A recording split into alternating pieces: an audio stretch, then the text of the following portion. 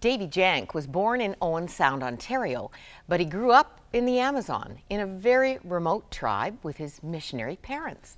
His wife, Marie, was born in Miami, Florida.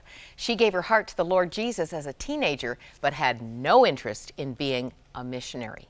Well, before we hear about their part in the rebirth of an Amazon tribe, it's important to note that both of you, admittedly, are, if not the least likely, you're unlikely to be living the adventure. Yes, definitely. Yeah, that's very true. I grew up actually in the Amazon jungle, so I'm more familiar with that whole world and that kind of a ministry. So it's not such a strange thing. I didn't have to swim against the current to become a missionary, so to speak.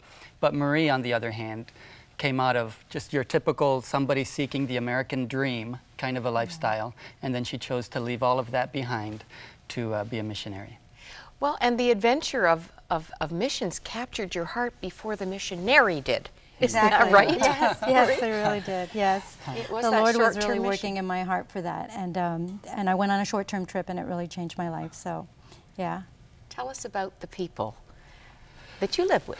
The Wilo people. They live about 150 kilometers into the Amazon jungle, so they're quite remote, and they've only come out of hiding, so to speak, in the jungle over the past 30 years or so. So wearing some clothing and using aluminum pots for cooking, it's all pretty new. It's relatively new to their society, although by the time we entered into their village, they already had much of that. It's interesting how things like even outboard motors or shotguns or fish line, all of that very often reaches remote tribal people even before the Word of God ever gets there. Yeah. You were there for the first time in the early 1990s, yes. 91? Yes, 1991 was my first entrance into their territory. And we went in there because they had been asking, they had actually been begging for missionaries since before I was even born. So they were a people who were really seeking and really desirous to know what this mysterious God's talk had to say. This is both fascinating and stirring. That, really and they used the term God's talk for the book they somehow knew about and very much had wanted for years. Yeah. Yes. They had heard about the book from another tribal group, a neighboring tribe that had missionaries, and they saw the impact that God's word and the missionaries had in their lives. And so the Wilo people wanted that for themselves. And this is a people who were living in a vicious cycle of fear and appeasing spirits, evil spirits. Absolutely. Their beliefs dictate that they learn how to appease the evil spirits, learn how to manipulate them by doing things in the right way, by avoiding doing certain things, because in their concept of the world, it's the evil spirits that control everything. They do believe in a creator God who created the world, and in their belief system, it's an animal, an Amazon jungle animal called the tapir that created the world. But that creator God has removed himself now from them, doesn't want anything to do with them as a people group. So the spirits that they have to do with now are the evil spirits that control the whole world around them.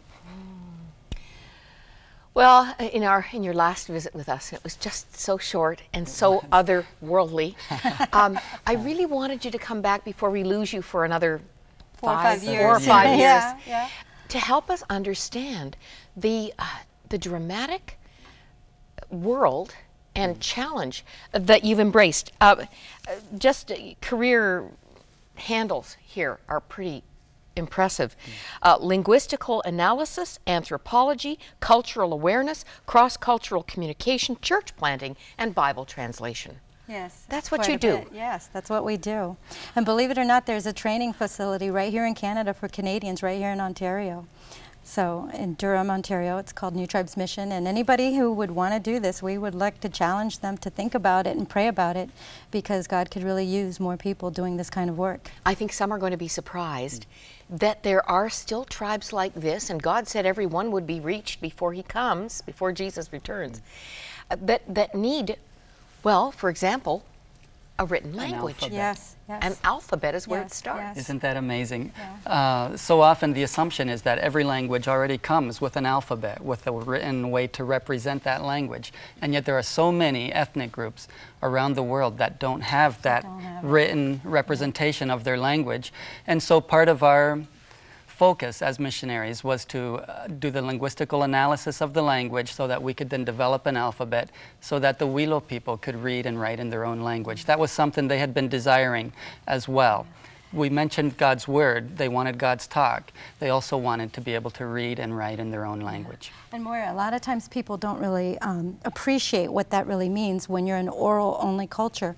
For example, just taking something, I mean, this is a skill, and when I tell people that this is a skill of just turning pages, people don't understand that. But when you have grown up and you have never had paper or pencil at all in your culture, then this really is a skill, you know, going forward and then saying turn back to page such and such.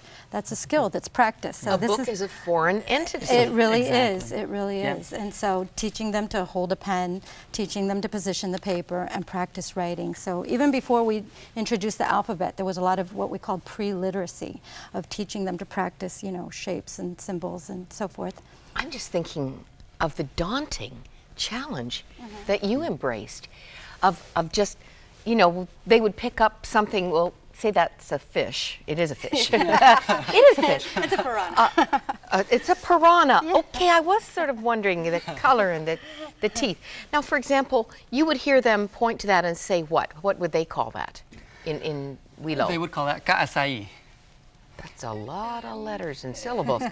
And then you have to We write have that to- down in English. Well, not only do we have to write it down, but we have to determine, are they saying the fish is called that, or are they pointing to the tail and saying that's how you say tail of a fish? Yeah. We just were clueless as to what the words in their language were really meaning, and they were helpless to really explain it to us. So it was just a process of trial and error, being able to write the words down and then try them out and guess what they might mean. And And it was really hard because it turns out that they don't have a general word for fish. So you really have to know specifically that that's a kasa'ai itself to know. You can't just say, oh, did you catch a fish today? Because every fish has a name. fish has a name. Every tree has a name. Every bird in the jungle has a specific name. So you just can't talk in generalities about a bird or a fish or a tree. So Now, Davey, you went there in '91 Yes. with a small challenge of building a landing strip. A little landing strip. The tribal people wanted that as well. And they wanted to have access to airplanes just for medical emergency situations. Did they know about an airplane? for They knew example? about an airplane, yes. And they had seen airplanes flying overhead, and some of them had even gone to other areas of the jungle where there was a landing airstrip, and they had seen airplanes. So they weren't too mysterious to them. They had been enticed by some things going on around Sure. them. Marie, you joined, you were first married in 2001. You went to the Wilos In with 2002, Davey in the beginning. 2002. Was there anything written, had somebody begun this process, or are Oh, you yeah. the, Yeah. they'd come By that time, by By the the time time I came Marie in, it was came all in, done. It was all the done. It was alphabet had great. been But did you developed. start it? We Yes. started Davey, it. When we went in there was absolutely nothing. You were just listening to them. sounds and trying to translate them into something you could read. Yes. say something for Moira so she can hear what it sounds like.